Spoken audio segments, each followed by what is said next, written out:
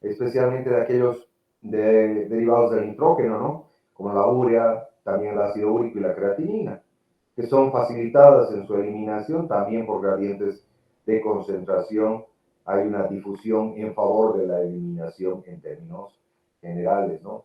Entonces, la placenta es fundamental para ese sostenimiento metabólico, ¿no es cierto?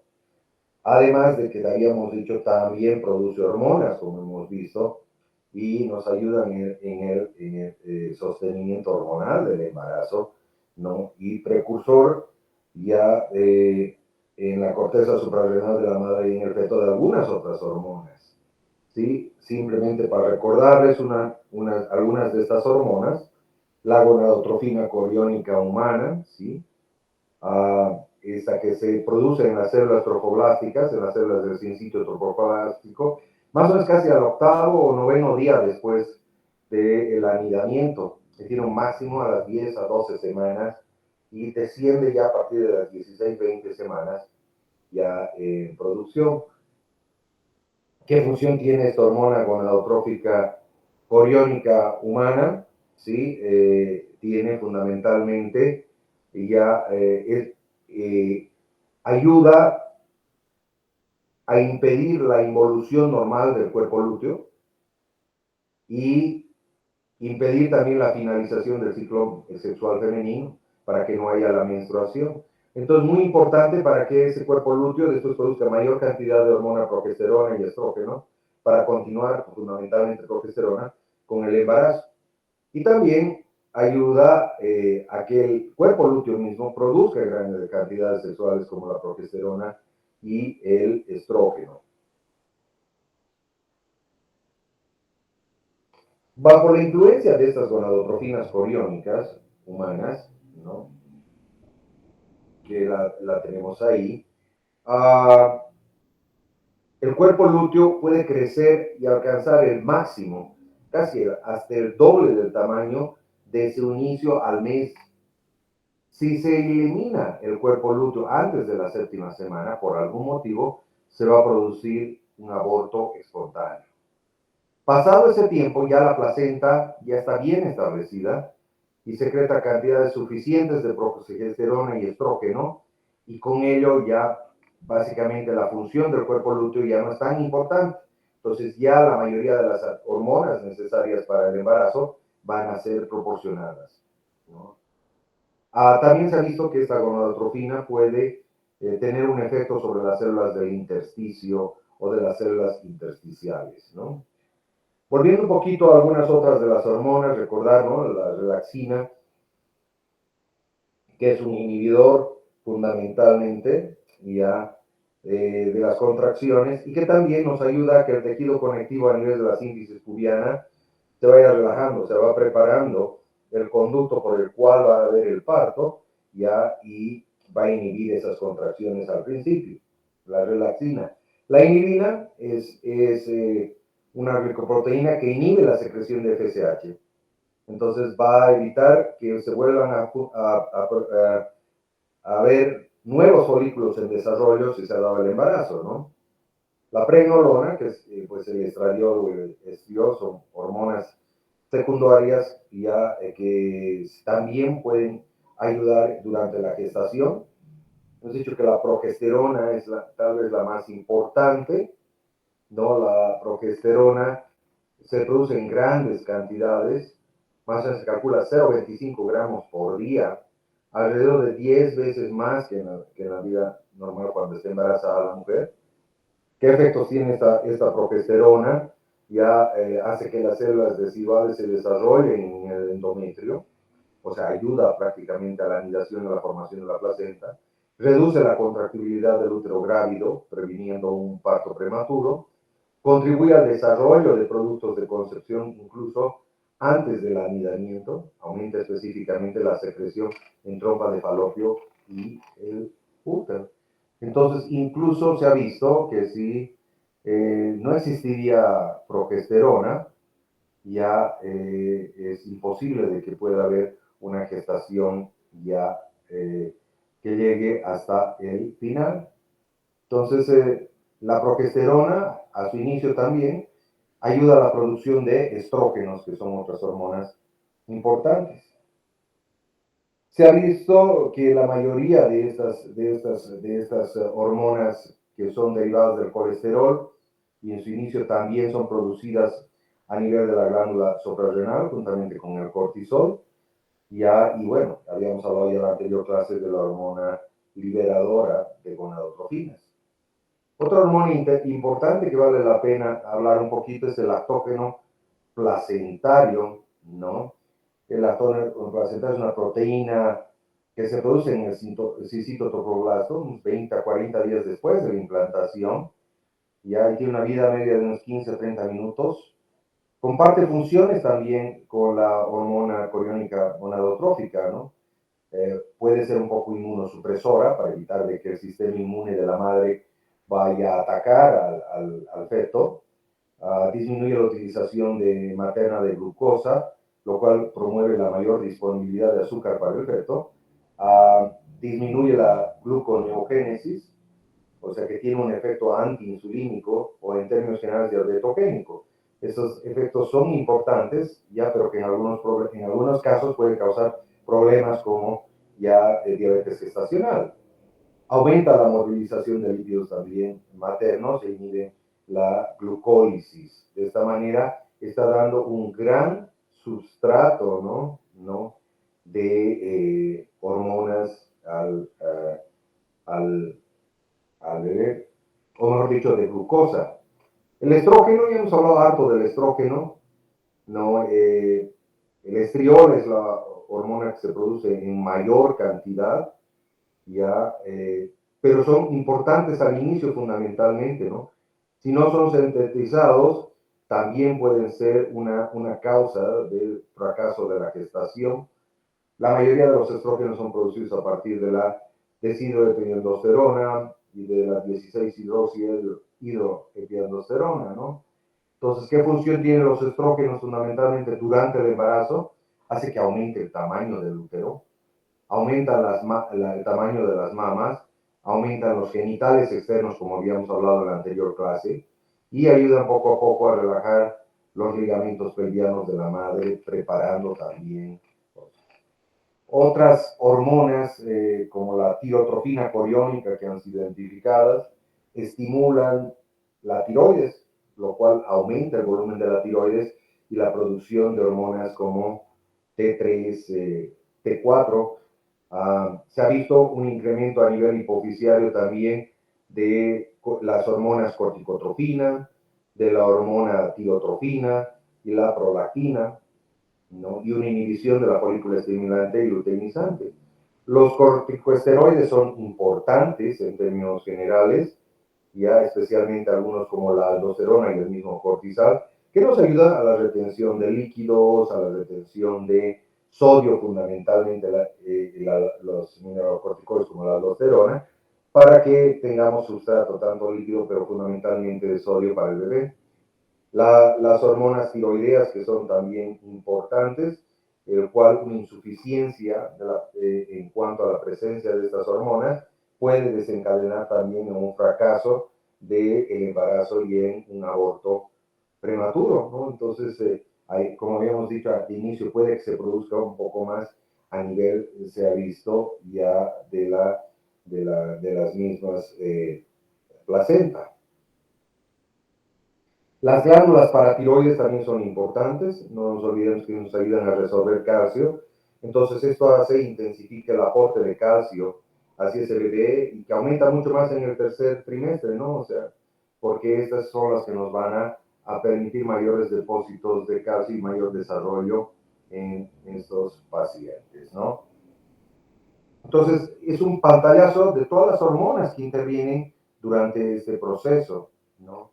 Aquí vemos algunas imágenes de la placenta, ¿no? Una placenta normal en el lado izquierdo y una placenta que probablemente ha sido involucionada o ha tenido problemas en el lado derecho, ¿no? Entonces puede darnos eso a un origen a un parto prematuro. Generalmente estas placentas las llevamos a patología para evaluar qué es lo que ha pasado, ¿no? Aquí simplemente para revisar un poquito más sobre la hormona gonadotropina coriónica humana, ¿no? que tiene varias subunidades, se ha visto, la subunidad alfa-beta, ya la alfa que fundamentalmente ayuda a la producción de LH, FSH y TSH, y la beta ya que tiene una especificidad por la placenta fundamentalmente, ¿no? Esta hormona se detecta en el embarazo tempranamente, incluso a las 24, 48 horas. Es una de las que se utiliza fundamentalmente, para la fracción beta especialmente, para la detección del embarazo, ¿no? Y también tiene una acción, recordarles, principal luteinizante, ¿no?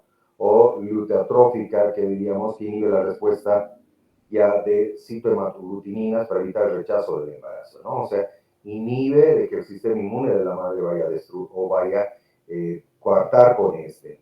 Estimula a los esteroides, la progesterona ya habíamos mencionado, en las células de Leydig en el varón va a promover la producción de testosterona, que posteriormente si el producto es masculino, entonces va a producir el descenso, el desarrollo de las características sexuales, y también la síntesis de la dehidroepiandrosterona, aportando mayor cantidad de estrógenos, ¿no? Entonces, es tal vez probablemente la hormona más importante, por eso vale la pena reiterar un poco. Bueno, hablaremos ahora qué respuestas, qué cambios se ven en el cuerpo femenino, ¿no? A nivel del útero se ha visto que inicialmente el órgano tiene paredes delgadas, ¿no? Pero con el tiempo, por todas estas hormonas, la presencia de estrógenos va aumentando de grosor y de tamaño, ¿no? ¿Qué volumen puede contener este útero? Puede contener gestal, puede contener hasta 5 litros, ¿no? Al término puede pesar hasta 1 kilo y 100 gramos, tiene fibras muy laxas, se elonga fácilmente y hay hipertrofia muscular, ¿sí? Acumula el tejido fibroso, la capa externa, y especialmente el tejido elástico, lo que lo hace muy resistente para que no se vaya a romper. Y después de la 12ª semana aumenta ya mucho más todavía la presión dentro de este útero. Fíjense la disposición de las fibras, ¿no? En las diferentes capas, o sea, no son fibras en una sola dirección, sino en diferentes capas. Un órgano realmente diseñado para contener ya al feto, los líquidos y todo lo que se requiere, ya incluso gestaciones múltiples, ¿no? Se han visto gestaciones múltiples, quíntuples, sextuples en algunos casos, y que no ha habido ruptura, ¿no? Vemos que hay un crecimiento mayor en el fondo, o sea, ya está preparando para que la cabeza esté ahí acomodada del bebé. Y bueno, proporciona un sitio específico para la nidación o la formación de la placenta, ¿sí? Aquí podemos ver de que tiene una capa externa sobre el fondo y se extiende generalmente hacia los ligamentos. Tiene una capa media con red densa de fibras musculares y una capa interna con fibras similares a esfínteres, que eso es lo que nos va a permitir la contractibilidad. Entonces el útero va adquiriendo una forma globosa, como podemos ver, y luego ovoidea, ¿ya? Va a desplazar estructuras intraabdominales como intestinos, ¿ya? Y va a producir un cierto grado de rotación, una dextrorotación, ¿ya? Y todos los ligamentos que lo sostienen van a ya tensarse, ¿no? Especialmente los anchos y redondos, para sostener esta cavidad, ¿no? Otros acontecimientos que ocurren en el útero es que se van produciendo contracciones que no son dolorosas, las contracciones de Braxton Hicks, generalmente que tienen entre una presión de 5 a 25 milímetros de mercurio, son aisladas ya, y que en el caso de que hubiera un parto prematuro o en el caso ya cuando finalice el embarazo, van aumentando en frecuencia, ¿no? Pueden darnos esa sensación de un falso trabajo de parto dependiendo de la sensibilidad de la mujer. 75% de las mujeres pueden tener 12 o más contracciones, ya si se dan más, ya podríamos estar sospechando que podría estarse iniciando un trabajo de parto ya en las siguientes 24 horas. Esto nos puede alertar un aumento de la frecuencia de que se está produciendo un parto prematuro. Hablemos del flujo sanguíneo, ¿sí? Hay una gran perfusión a nivel del espacio, especialmente donde se encuentra la placenta, ya. Se calcula que el flujo sanguíneo va desde 450 a 650 ml por minuto, o sea, casi un 10% del gasto cardíaco, si se van dando cuenta. Las venas uterinas presentan disminución de su elasticidad y densidad de nervios. Un poco ayuda para que no haya encharcamiento de sangre a nivel de las venas y pueda esa llevar la sangre hacia el organismo de la mujer sin ningún problema. Hay un incremento, sin embargo, del calibre, ¿no? Las arterias se duplican más o menos casi para las 20 semanas de gestación, las arterias uterinas. Hay una vasodilatación con la estimulación estrogénica, lo cual promueve mayor sangre. El estradiol y la progesterona contribuyen al descenso de la resistencia vascular sistémica o de la resistencia vascular en estos vasos, ¿no? Y esto se debe a que los conductos de potasio en el músculo liso contribuyen a la regulación de este flujo, ¿no? Entonces, esto es importante, ¿no? También la presencia de óxido nítrico mediado por la secreción de estrógenos. Entonces, todo esto que está condicionando mayor flujo por un lado y por otro lado ya está condicionando ya de que haya la suficiente cantidad de sangre con nutrientes en el organismo. ¿Qué sucede con el cuerpo o con el cuello uterino de la madre? Se va ablandando, ¿no? Y tiene características azuladas o cianóticas pronunciadas porque hay presión directamente ya a nivel por la misma presencia de la cabeza, especialmente en los últimos meses de gestación. Hay hipertrofia e hiperplasia de las glándulas cervicales, producen gran cantidad de moco, que eso es importante, que va a proteger también de las infecciones, ¿no? Hay mayor colágeno, lo que va a producir, y tejido elástico, lo cual va a permitir en algún momento tener mayor distensibilidad y pueda abrirse ya en proporción al tamaño de la cabeza del bebé. Hay eversión de las glándulas endocervicales en proliferación y se produce gran cantidad de moco, como les había mencionado, que evita de que las infecciones vayan a ascender hacia el útero y pueden causar una infección. ¿Qué pasa con los ovarios de la madre? ¿Ya? Un solo cuerpo amarillo con el cuerpo lúteo, funciona hasta la sexta, séptima semana, y ya después es hemos dicho, la placenta la que se hace cargo de la producción hormonal. Aumenta ya la sangre al pedículo vascular ovárico. La relaxina, que es una hormona bien importante, ayuda a remodelar el tejido conjuntivo para adaptarse al parto, ¿no? En los ovarios. A nivel de la trompa, habíamos mencionado, el epitelio y la mucosa tubárica se aplanan un poco para facilitar el paso del óvulo fertilizado y hay hipertrofia durante el embarazo. En la vagina y el perineo aumenta la vascularización, fundamentalmente ya hay hiperemia, el grosor de la mucosa vaginal también aumenta, hay laxitud de tejidos conjuntivos y aumento del volumen de las secreciones cervicales, como habíamos mencionado. A nivel de la piel, es importante saber que hay cambios importantes, hay mayor flujo sanguíneo, ¿no? Entonces, por eso tienen esos estados de rubicundez a veces las madres, ¿no? Parecidos a los de la menopausia a nivel del organismo. Se dan las estrías gravídicas fundamentalmente por el desarrollo rápido del útero, entonces no le da tiempo a veces a acomodar al tejido graso subcutáneo de la barriguita de la mamá y la gran acumulación de nutrientes, especialmente lípidos y proteínas que va a tener la madre como consecuencia de que su cuerpo está respondiendo a una necesidad mayor de nutrientes. Puede haber hiperpigmentación por algunas de las hormonas que se están produciendo en un 90% de los casos. Las zonas como el cuello, cara, lineado especialmente, se produce esa hiperpigmentación, lo cual llamamos la carita, esas manchitas que son el plasma gravídico, que desaparecen después del embarazo. Puede haber mayor pigmentación de las areolas y genitales, ¿no? Y eso se debe a una mayor producción de melanocitos, ¿no? No nos olvidemos que la hipófisis va a estar trabajando arduamente en esta madre, ¿no? Entonces, y una de las hormonas es la melanoestimulante.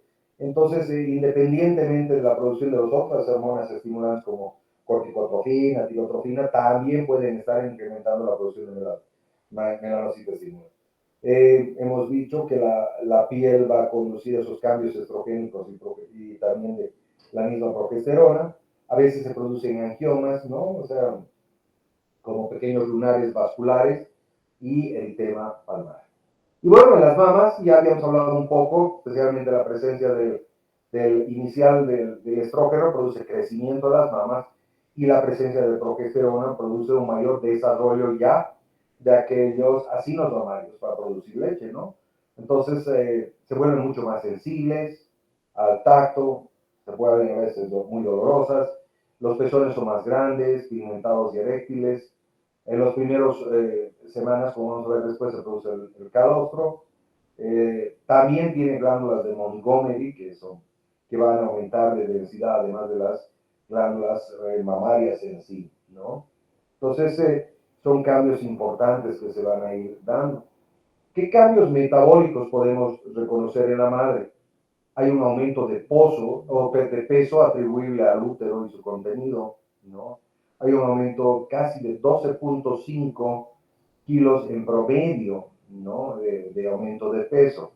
Si se dan cuenta, más o menos el bebé va a llegar al final del embarazo a 3.5, la placenta, más el líquido amniótico, más el útero aumentado, probablemente llega a unos 6 kilos. Entonces, en promedio la madre aumenta entre 4 y 6 kilos ya por mayores depósitos de grasa y proteínas. Hay un descenso de la osmolalidad plasmática, cerca de 10 osmoles. Esto afecta un poco, por eso es que las madres a veces se hinchan sus pies, ¿no? A mayor retención de líquido y al disminuir la osmolalidad va a salir líquido al intersticio con mayor facilidad. Pero esto facilita también a que pase agua hacia las glándulas mamarias, ¿no? Donde necesitamos, y en el mismo útero también para el líquido amniótico. Puede haber una cierta disminución de la presión coloidosmótica por la utilización de las proteínas o una baja producción. Los aminoácidos, la concentración de aminoácidos, si bien está más alta, se compartan en gran cantidad con el feto, ¿no? Hemos dicho que en algunos casos puede haber hipoglicemia, especialmente si la madre no consume la cantidad suficiente de azúcares o carbohidratos, o todo lo contrario, podría haber hiperglicemia, ¿no? Estados de diabetes gestacional que le llamamos, incluso hiperinsulinemia. Tanto los estrógenos como la progesterona afectan en ambos casos a la concentración de aminoácidos y glucosa. Aumenta la concentración del lactógeno placentario. Esta hormona nos ayuda fundamentalmente para que a través de la destrucción de las células grasas, de la lipólisis, ya haya mayor concentración de ácidos grasos, triglicéridos y colesterol, que van a ser utilizados fundamentalmente a nivel mamario para producir la leche, y también para el desarrollo del bebé. Y bueno, se van a almacenar fundamentalmente, especialmente la parte media del cuerpo, ¿no? Las caderas, el abdomen, el pecho, etcétera. Otros cambios importantes metabólicos, la presencia de la leptina, es un químico que regula la grasa corporal y el gasto energético. Es crucial para la regulación de demandas energéticas de la madre, ¿no? Y que va ayudando también al crecimiento fetal. Otro químico importante, la grelina, que participa en el crecimiento fetal y la proliferación de células, regula la secreción de hormonas de crecimiento. Entonces son nuevos elementos que están apareciendo que se ven importantes su aumento en la sangre materna. Va a haber retención de sodio y potasio, como habíamos dicho, y por tanto de agua. Los niveles séricos de calcio pueden estar disminuidos porque se están utilizando en gran cantidad por el bebé. Por tanto, el aporte alimentario de calcio en la madre es fundamental, ¿no? Y también puede haber niveles bajos de magnesio, ¿no? Y fosfato. También van a ser necesarios aportes adicionales de estos dos minerales para que no exista deficiencias. Realmente el bebé consume gran cantidad de esos nutrientes de la madre. A nivel hematológico se ha visto que va a haber una hipervolemia de la madre, va a aumentar casi un 10 a 20% el volumen sanguíneo y con ello también los glóbulos rojos. Esto va a producir un mayor transporte, ¿no? Gracias a un aumento de la eritropoyetina, aumentan los glóbulos rojos, hay mayor transporte. Entonces, como hay más hemoglobina, ya, y además la hemoglobina fetal es más afín, entonces puede que haya este aumento de hemoglobina, aumente la viscosidad de la sangre. Por eso es también importante que la madre vaya a hidratarse, ¿no? porque puede tener problemas vasculares a nivel de las extremidades inferiores, podría ser varices, extraordinariamente trombosis, entonces es importante. Ahora, como hay gran producción de sangre, de hemoglobina, entonces tiene requerimientos altos de hierro. Por eso a la madre también es importante de que se le vaya a dar aportes adicionales de hierro y otras hormonas como las hormonas del complejo B, ¿sí? Las hormonas del complejo B, que son las que nos van a ayudar también, además, en el desarrollo neurológico del feto. Aquí vemos más o menos los cambios en cuanto al volumen sanguíneo, plasma sanguíneo, recuento de glóbulos rojos, y fíjense la diferencia, ¿no? En todos ellos hay casi entre 20 y 40% de diferencia, ¿no? Pero a pesar de eso, el hematocrito disminuye porque hay retención de agua, como habíamos dicho. Hay mayor cantidad de glóbulos, pero hay retención de agua, por tanto se diluye un poco la sangre, ¿no? Se necesita más o menos 1000 gramos de hierro en el embarazo, 300 miligramos se transfiere al feto y la placenta, o sea, es una gran cantidad. La mayor parte del hierro se usa durante la segunda mitad del embarazo, ¿no? Y el requerimiento de este metal es de 6 a 7 miligramos día mínimo. La producción fetal de eritrocitos no se afecta, ¿no? La placenta transfiere el hierro, aún con una madre anémica ferropénica. Entonces, eso es importante, ¿no? Porque el feto puede realmente estar siguiendo utilizando el hierro materno y si la madre no se le restituye, puede entrar en anemias muy importantes y su salud está en riesgo. Entonces hay que aumentar ese aporte alimentario, como habíamos dicho. Y además que durante el parto, ya especialmente si es parto vaginal, va a haber una pérdida de casi 500 a 600 cc de sangre. Y en la cesárea hasta 1000 cc de sangre podría haber. Entonces hay que prever que si una madre anémica podría descompensarse por esa pérdida durante el embarazo o durante el parto. Entonces la anemia es algo que se debe controlar durante el embarazo, ¿no? Hemos visto que hay un aumento de glóbulos blancos, varía, puede ir de entre 5.000 a 12.000, ¿no? Pero eso es importante, especialmente en los últimos momentos, por nuestras hormonas de estrés, puede hacer que se redistribuya lo que llamamos la degranulación o la demarginación de glóbulos, especialmente los neutrófilos, ¿ya? Y que pueden hacer aumentar concentraciones incluso hasta 25.000, no necesariamente refleja que hay una infección. También los linfocitos T van a aumentar, los monocitos, los TCD4 también, para mejorar un poco el sistema inmune de la madre. Van a haber aumento de algunos reactantes, ¿no? Como la fosfatasa alcalina, la proteína C reactiva, sin necesidad de que eso signifique que tenga una infección. Va a haber aumento de la velocidad de nitrosedimentación, aumento de C3, C4, o sea, parecería que hubiera un evento inflamatorio o autoinmune, ¿no? Pero no existe, sino simplemente es ese estado de alerta en el cual se encuentra el organismo de la madre. La coagulación es muy importante, hay un aumento de procoagulantes y lo que les decía, la deshidratación podría afectar en la producción de trombos. Sin embargo, el organismo de la madre hace que produzca anticoagulantes naturales, uno de ellos es la antitrombina 3, como todos conocen. Aumenta también la fibrinólisis en el caso de que se forman trombos, entonces va a hacer que se disuelva más rápidamente, ¿no? Pero en términos generales lo hace más hipercoagulable. En el caso de que existiera un sangrado, por ejemplo, ¿no? un desprendimiento prematuro de la placenta, entonces va a evitar de que hayan hemorragias masivas, ¿no? Así, si el desprendimiento no es tan grande. Y que también durante el embarazo, o mejor dicho, durante el parto, la cesárea, si es que es esta, no exista ya gran hemorragia. Sin embargo, pues también puede hacer la propensa a una enfermedad tromboembólica, ¿no? Entonces, esas pacientes pueden tener incluso embolias pulmonares si tienen alguna patología de base. Las plaquetas en promedio disminuyen un poco porque se están utilizando, hemos dicho, por esa actividad prototrombótica, ¿no? Sin embargo, hay aumento de el tromboxano A, un derivado del ácido araquidónico. Existen proteínas que regulan, ¿no? Como el descenso de la proteína S, ¿no? Y aumento del factor 7, ¿no? Y concentraciones de antitrombina adecuados para evitar de que haya hipercoagulación. El vaso puede crecer ya hasta un 50%, ya porque tiene un gran contenido, si se acuerdan, es un reservorio de sangre, especialmente de glóbulos rojos. A nivel del aparato cardiovascular es importante ver cómo el gasto cardíaco aumenta, casi 40%. El volumen latido aumenta, la frecuencia cardíaca en promedio de la madre aumenta un 15 veces por minuto más, o sea, está cerca de 100, ¿no? Hay un mayor flujo a nivel de los riñones, útero, glándulas mamarias, ya, entonces en términos generales el flujo sanguíneo aumenta en todos los órganos, fundamentalmente el sistema nervioso central, corazón e hígado. A nivel de la resistencia vascular periférica, la progesterona produce relajación, o sea, una vasodilatación en tanto vasos arteriales como venosos.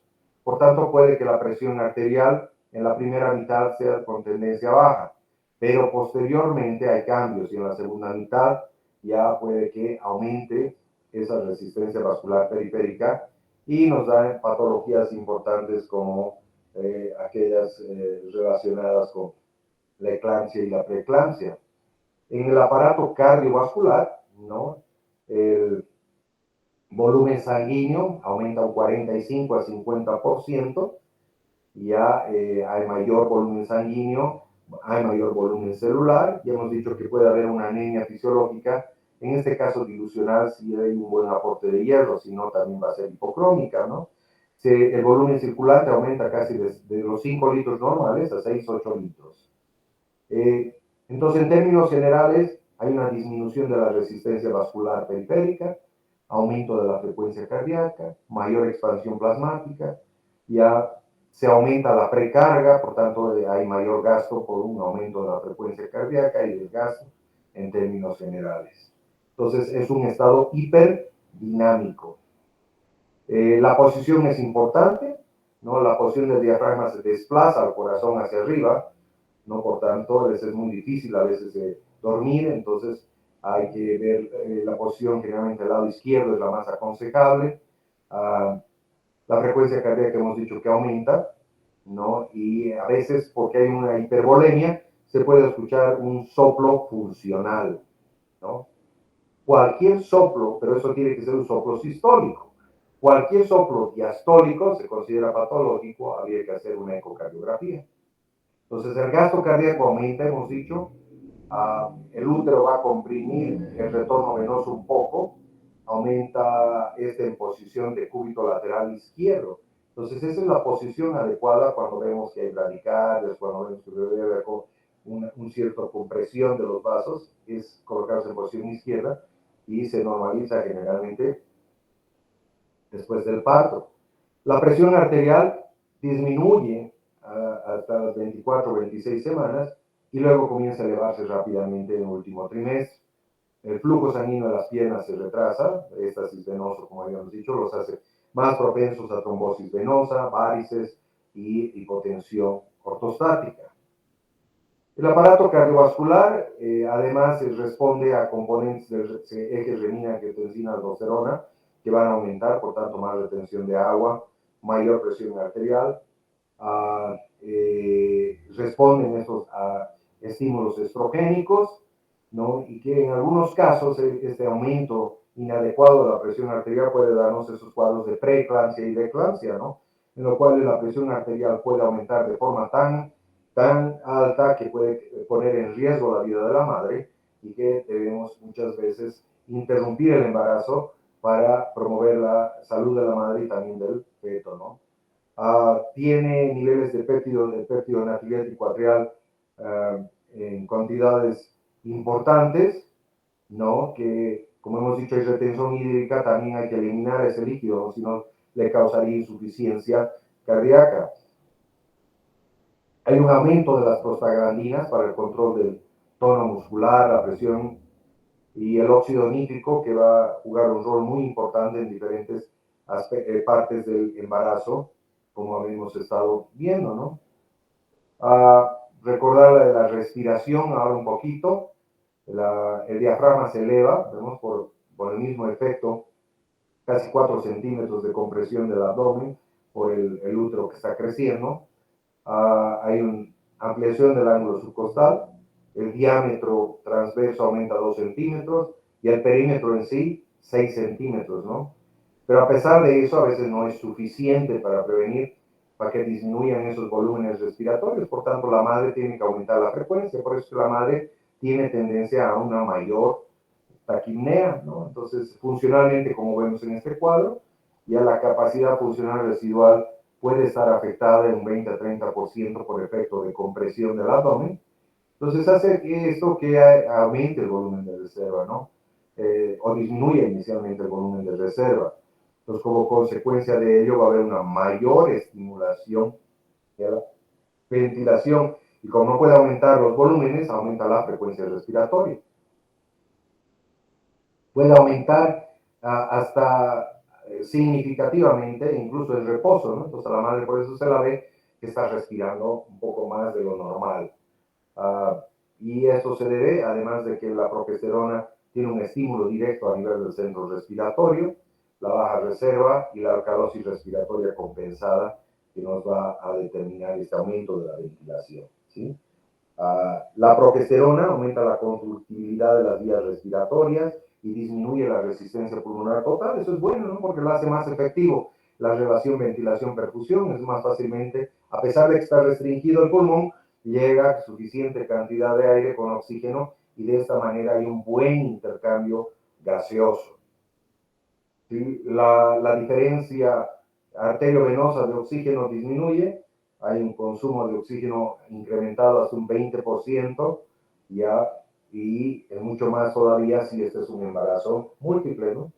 Durante el trabajo de parto, el consumo de oxígeno puede aumentar significativamente hasta 40-60%. Por eso a veces no es mala idea aportarles con un poco de oxígeno adicional para que tenga buena oxigenación durante el parto. Entonces, en resumen, hay una disminución de la capacidad residual funcional, de la reserva expiratoria y del volumen residual. Por tanto, va a haber un aumento en la capacidad inspiratoria y un aumento de la ventilación pulmonar, especialmente a través del aumento de la frecuencia respiratoria. A nivel urinario, hay acúmulo de líquidos, como habíamos dicho, tendencia a los edemas, puede haber nicturia, ¿sí? Y puede haber orina, disminución de la orina, o bueno, mejor dicho, la orina va a estar más diluida por la presencia de la hormona natriurética real. La vejiga va a sufrir porque está comprimida por el útero por delante, después de las 12 semanas se pone más hiperémica, hiperplásica, hay ensanchamiento del trígono vesical, engrosamiento del margen posterior. Entonces, esto va a promover la retención de orina en muchos casos y el ingreso frecuente al baño, ¿no? Entonces, pues, estos cambios funcionales pueden determinar también que tenga mayor probabilidad de hacer infecciones urinarias incluso durante especialmente en el tercer trimestre del embarazo, ¿no? Esta vejiga queda empujada, retiene líquido, retiene orina y esto puede sobreinfectarse. Bueno, es importante recalcar esta hormona, porque antes de que hablemos de la lactancia, ya la prolactina aumenta significativamente durante el embarazo a medida que va pasando y casi 10 veces más sobre su producción normal basal que al término, ¿no? Y luego rápidamente disminuye hasta niveles preconcepcionales. Es pulsátil durante la lactancia, que esto es importante, esas pulsaciones nos ayudan también al vaciamiento de leche. Estrógenos aumentan fundamentalmente la producción de toda la prolactina, de esos lactófagos, no de la adenohipófisis, y por lo tanto la liberación de esta prolactina. La TSH también aumenta la liberación de prolactina. También se habla de la serotonina, aumenta la prolactina, y esto durante la lactancia es importante. La serotonina es la hormona de la felicidad, le llaman, ¿no? Entonces ayuda a mayor producción. Cuando la madre está tranquila, produce mayor cantidad de prolactina y mayor sangre, mayor cantidad de leche. Se va produciendo desde el inicio del embarazo, ¿no? Y van aumentando además también los receptores a prolactina y el estrógeno en las células que se encuentran a nivel de los de las glándulas y alvéolos mamarios. Esto va a producir mayor producción de leche paulatinamente, ¿ya? Y ya está preparando al bebé para la lactancia. Hay un aumento, ¿no?, de la leche en términos generales significativamente, ya entre las 20 y 26 semanas. Y luego un pequeño plató, digamos, alrededor de las 34 semanas, ya, y luego otra vez vuelve a aumentar. Esta hormona también afecta la transferencia de agua al feto, del compartimiento materno, ya, y promueve la hidratación fetal, entre algunos de los otros efectos. Esta otra hormona que es importante cuando hablemos especialmente del parto, ¿no?, es fundamental, la oxitocina, ¿no?, o ADH. La oxitocina, también llamada como nacimiento rápido, ¿no?, tiene secreción pulsátil que va incrementando a medida que va aumentando, ya, o se va acercando al final del embarazo. Produce contracciones de las células mioepiteliales, tanto mamarias como también a nivel del miometrio, intensas, hasta 50 veces más receptores va a haber, por tanto va a ser muy sensible este útero a la presencia de oxitocina, ¿no? Y produce la estimulación de otras prostaglandinas que producen contracción muscular. Entonces, la síntesis directa en la placenta de esta hormona es importante, y además de la que se produce en el cuerpo de la madre, va a producir, va a inducirnos, va a ayudarnos durante el segundo periodo de trabajo de parto y también en el puerperio para la lactancia materna, la secreción de la leche. Habíamos hablado un poquito de la paratiroides, que nos ayuda a reabsorber el calcio, ¿sí?, materno, lo cual va a proporcionar, y la vitamina D es fundamental para esto, lo cual va a proporcionar mayor aporte al bebé. La calcitonina, que tiene el efecto opuesto a la paratormona, ¿no?, y la vitamina D, tiene niveles generalmente normales o bajos, ya, pero después van aumentando un poco en el tercer trimestre también, para que exista una mayor mineralización del esqueleto fetal. Se requiere hasta 30 gramos. Ambas hormonas son importantes. El cortisol, que también se produce en las glándulas suprarrenales, ya fundamentalmente va a aumentar en cantidad.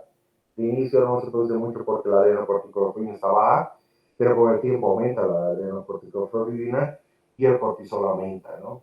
Es un antagónico de la progesterona, ya, y sobre los mineralocorticoides, ¿no? Entonces ayuda a mantener la homeostasis también el cortisol. La aldosterona aumenta significativamente, ¿no?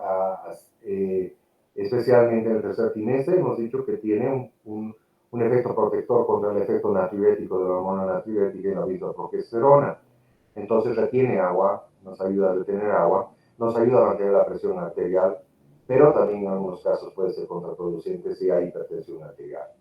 Andrógenos, en términos generales, hemos dicho de que hay también aumento de testosterona y androstenediona en la madre gestante, por eso a veces se pueden desarrollar un cierto crecimiento de vello anormalmente no presente, ¿no?, y que va a ser solamente temporal.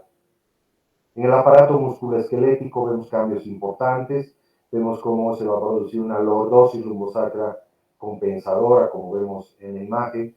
Hay hiperlaxitud en tanto todas las estructuras de la pelvis, mayor movilidad de las articulaciones acroiliacas, coxígea y púbica, flexión anterior del cuello, caída de cintura de la escápula, ¿no? Y a veces estos cambios en musculoesqueléticos pueden causar dolores, parestesias, debilidad de la madre, especialmente pues ya en el tercer trimestre, cuando ya el peso, básicamente el útero y todos esos cambios se aceleran. En los ojos puede haber algunos cambios en la madre. Puede haber el PIO, que es una disminución del líquido que se forma por drenaje del humor vítreo. Hay menor sensibilidad corneal y engrosamiento leve, edema. Hay los usos de Krukenberg, que le llamamos pacificaciones, cafés rojizos de la superficie posterior de la córnea, que son también transitorios. Hay pérdida transitoria de la acomodación y línea media, puede que refieran trastornos visuales un poquito. pero la modificación de la agudeza visual no es mayor. A nivel del sistema central, nervioso central, hay cambios sutiles como dificultad de atención, memoria, desempeño de pruebas de memoria y velocidad de procesamiento disminuye un poco, hay menor flujo sanguíneo en la arteria cerebral media y la posterior. Un estudio encontró en algunos pacientes que esto va a ser lo que va a condicionar, o la deficiencia de magnesio, ¿no? Entonces, la administración de magnesio en las personas les ayudaba cuando estaban con procesos o con dificultad de atención. Puede que tengan dificultad para dormir, menos horas de sueño, perturbación postparto, etcétera, ¿no? Bueno, hablemos del parto, ¿no? El mecanismo del parto que es tan importante ya en la última fase del embarazo, ¿no? Y ese es ese momento, ¿no? En el cual van a comenzar a haber mayor cantidad de contracciones uterinas, ¿no? La intensidad de estas contracciones, o sea, no solo la frecuencia, sino la intensidad de esas contracciones van a ir aumentando, ¿no? Inicialmente las contracciones son uno cada 30 minutos y van a ir aumentando incluso uno cada 3 minutos. Y posteriormente ya va a haber contracciones combinadas entre la musculatura uterina y la abdominal, o sea, la contracción de la misma fuerza que va a ejercer la madre. Entonces, en total, estas dos fuerzas ya durante el proceso mismo del parto pueden producir unos 11 kilogramos de fuerza, ¿no? Eso lo cual es suficiente para sacar al bebé. Las contracciones del parto, por suerte, son intermitentes, porque si fueran continuas, producirían vasoconstricción continua y disminución del riego sanguíneo. Entonces, tienen que ser intermitentes para dar para que pueda circular sangre hacia el feto en esos momentos de relajación. Entonces, de hecho, la oxitocina es la hormona más importante, ya que nos va a ayudar a estas contracciones. Más o menos 19 de cada 20 alumbramientos se presentan de cabecita, ¿no? De cabeza. Sin embargo, hay otros que se presentan de nalgas, incluso laterales. Una vez que ya se está comenzando, aumentando las contracciones, ya hay varios impedimentos que tienen que pasar. El parto se lo divide en dos fases, ¿no? Una primera fase es el primer impedimento que tiene que pasar es el cuello uterino, ¿no? Y este sufre progresivamente una dilatación, ¿no? O sea, primero una relajación y luego una dilatación del cuello uterino, ¿no? Esto es importante para que pueda dejar pasar la cabecita y se desplace fácilmente a través de este. Y una segunda fase es ya cuando ha pasado el cuello uterino y tiene que pasar ya a través del canal vaginal en medio de esas estructuras óseas. El proceso entonces de distensión del útero y la relajación y el aumento de la contractividad gracias a la oxitocina nos va a producir el nacimiento del bebé. Esto lo van a leer o lo van a estudiar mucho más durante las clases de obstetricia, ¿no? Posteriormente a esto viene lo que llamamos el alumbramiento. Ha nacido el bebé, se secciona el cordón umbilical, y luego hay un efecto de cesárea que se va dando en la placenta. Y se va desgarrando progresivamente y se va separando. Hay una pérdida sanguínea más o menos de 350 ml de sangre durante el alumbramiento, la salida de la placenta, ¿no? Que excepcionalmente puede tener mayor sangrado si es que ha habido un desprendimiento parcial, ¿no? En algunos casos no sale toda la placenta y puede que se quede algunos de los cotiledones. Entonces, en ese caso podría haber un mayor sangrado y esa es una emergencia obstétrica importante, ¿ya?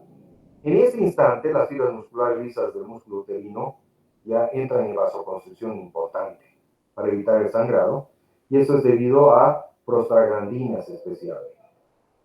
El dolor durante el parto es tipo calambre, ¿no? Porque son contracciones sostenidas que está teniendo la madre, entonces obviamente esto le produce eh, dolores incómodos y son referidos generalmente por los nervios somáticos. Y luego posteriormente el útero va involucionando, ¿no? Involuciona, el peso disminuye rápidamente, ya, y a la cuarta, quinta semana después del parto, generalmente ya casi el tamaño es del tamaño normal del útero de la madre. Se ha visto que la lactancia ya de alguna manera puede promover también un poco más a la involución de útero. Durante un tiempo bastante importante, la madre va a seguir secretando unos líquidos que no son infecciosos, se llaman loquios, ¿no? Que es una mezcla de sangre con secreción serosa, ¿no? Que dura casi unos 10 días, ¿no? Esos son los loquios frecuentes. Bueno, hablemos de la lactancia finalmente, que es importante también, ¿no? Entonces esos niveles elevados de estrógenos, progesterona, hacen que ya la glándula mamaria se desarrolle y ya está lista para producir. Entonces hemos dicho que los estrógenos fundamentalmente hacen crecer la mama, el desarrollo de los conductos, y la progesterona hace que los alvéolos se desarrollen y comiencen a producir leche, ¿no? Entonces, todas las otras hormonas, como también la hormona del crecimiento, como hemos dicho, prolactina, glucocorticoides e insulina, participan en la formación de la leche. Siendo la prolactina tal vez la más conocida y por su efecto importante durante este proceso. Ya cuando nació el bebé y cuando se comienza con la lactancia, comienza también a aparecer la oxitocina otra vez, ¿ya? Aumentar en producción, que eso es lo que nos va a permitir la bajada de la leche, ¿no? La bajada de la leche y que se contraigan los conductos galactóforos y que la leche pueda llegar al bebé. Cuanto más se prolonga la succión, mayor secreción, hay un sistema de retracción positiva, por eso es que el mayor estímulo para producir leche es la misma succión de la, de la, del bebé, y la madre va a producir las cantidades suficientes, ¿no? Cuando el niño deja de alimentarse por algún motivo, entonces disminuye la secreción de prolactina y va a disminuir rápidamente la producción de leche, ¿no? Se habla también de un factor inhibidor de la prolactina, que se cree que es la misma dopamina. O sea, que inicialmente evita la secreción, ya, y que después, por la presencia de serotonina, va a aumentar la secreción, como habíamos mencionado. Durante el periodo de alimentación se interrumpe el ciclo ovárico de la madre, sí y no. O sea, en algunos sí, en otros no. Algunas personas, madres que creen que están a salvo y continúan con relaciones no cuidadas, pueden quedar embarazadas durante este periodo de lactancia, y eso es peligroso a veces, y así cesáreas especialmente, ¿no? Es importante también ver de que el estado anímico de la madre favorece a la lactancia, ¿no? El hipotálamo hemos visto que está muy metido, es un órgano muy importante en la regulación de la lactancia, ¿no? Entonces, estados anímicos adecuados, menos estrés, va a hacer que haya una mayor producción de leche en términos generales, ¿no? El proceso de eyección también se le llama subida o suelta de la leche, ¿no? Entonces, en la que se vierte la cantidad de leche adecuada, y este está dado fundamentalmente por un reflejo mediado por la oxitocina, como les había mencionado, ¿no? Entonces, ahora el contenido de la leche inicial, como podemos observar, es importante compararla un poco también con la leche de vaca. Vemos de que el 85%, 88% prácticamente es agua, ¿no? La leche de vaca es menos, un poco menos, es más densa. La grasa es menor en la leche de la mujer, por ejemplo, un 3.3 comparado con la leche de vaca, que es de un 3.5. La lactosa es alta, que es el azúcar de la leche, que es 6.8, en comparación con la vaca, que es de 4.8, por decirse. La caseína es 0.9, es mucho más baja. En las vacas son casi 2.7. Y las lactoalbúminas, por ejemplo, y proteínas 0.4 en relación a 0.7, y las cenizas, que son todos esos otros minerales, etcétera, 0.2 versus 0.7. Entonces podemos ver que la composición de la leche materna no es exactamente al de la vaca, ¿no? Se dice que se produce más o menos 1.5 litros de leche cada día. Puede utilizar 50 gramos de grasa, 100 gramos de lactosa, ¿ya? Puede utilizar hasta 2-3 gramos diarios de fosfato, calcio, ¿ya? Y que, bueno, todas esas necesidades, vitamina D, todas esas necesidades tienen que ser ya continuas, tienen que ser dadas o repuestas por la madre con la alimentación. A veces es necesario continuar también los, con esas suplementaciones también de vitaminas, ¿no? Entonces quería mostrarles un video, simplemente un segundito, si me dan la posibilidad.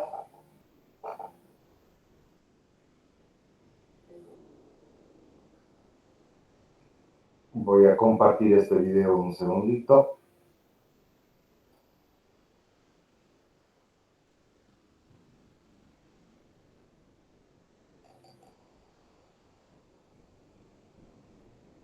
Denme un segundo, por favor.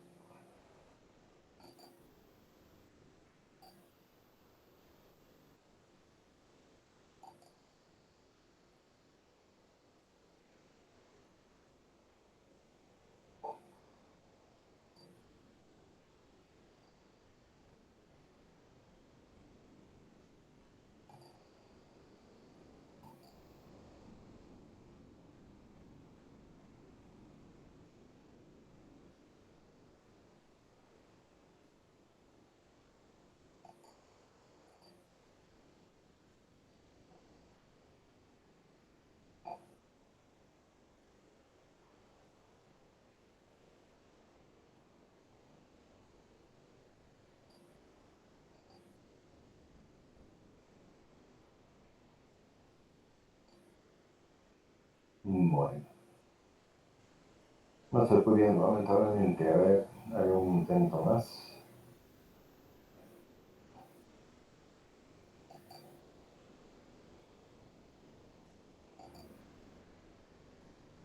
Intentar un intento más.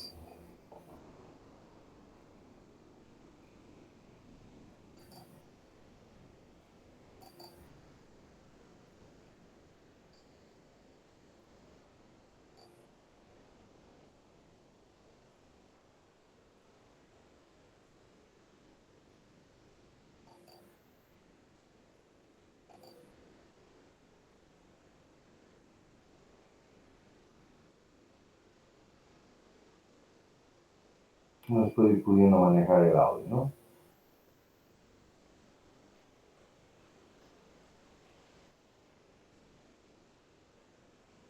Definitivamente, o sea, la lactancia materna es probablemente uno de los fenómenos más interesantes en los mamíferos, en todos los seres, y bueno, también en los humanos, ¿no? Y los beneficios que da la lactancia materna, tanto al desarrollo, a la protección, porque no hemos hablado de los anticuerpos, una cantidad de anticuerpos, una gran cantidad de bacterias probióticas que también pasan a través y que van colonizando el intestino del bebé son muy importantes y que también van a promover un buen sistema inmune, además del crecimiento y desarrollo adecuados, ¿no? O sea, la leche materna no es solamente un contenido de calorías, ¿no? Sino la leche materna tiene una serie de elementos protectores, especialmente estos de los probióticos. Cada vez se habla más y de cómo va regulando el sistema inmune. Los bebés que reciben lactancia materna tienen generalmente hasta 3 a 5 veces menos infecciones que los bebés que son alimentados con leche de fórmula. Y como habíamos visto, la fórmula de la vaca, como dicen, la leche de la vaca es para las vacas. Por más que hagamos muchos cambios estructurales en la leche de vaca y hagamos cambios para tratar de aproximarlo a la leche materna, es muy difícil. Se calcula que la leche materna tiene hasta 100 diferentes tipos de probióticos y tiene cientos de prebióticos que son importantísimos también para el desarrollo y crecimiento de la inmunidad de los pequeños. No sé si tienen alguna pregunta.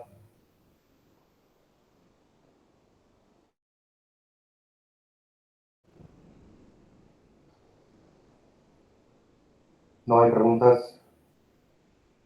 Bueno, ¿alguien me escucha o estoy hablando en el silencio, como dicen? No tengo Sí, retorno. doctor. Ah, ya, gracias, Alice. Ya, si no hay más preguntas, miren, les voy a pedir un favor.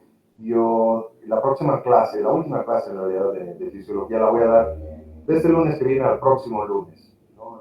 Estoy con un viaje de estudios, entonces les voy a dar el lunes, si no me equivoco, 17, ya, y esa va a ser su última clase de fisiología humana, y bueno, desearles suerte esta semana, ya, que les vaya bien, sé que tienen exámenes, aprovechen. Gracias a todos, que tengan un buen día. Gracias, doctor.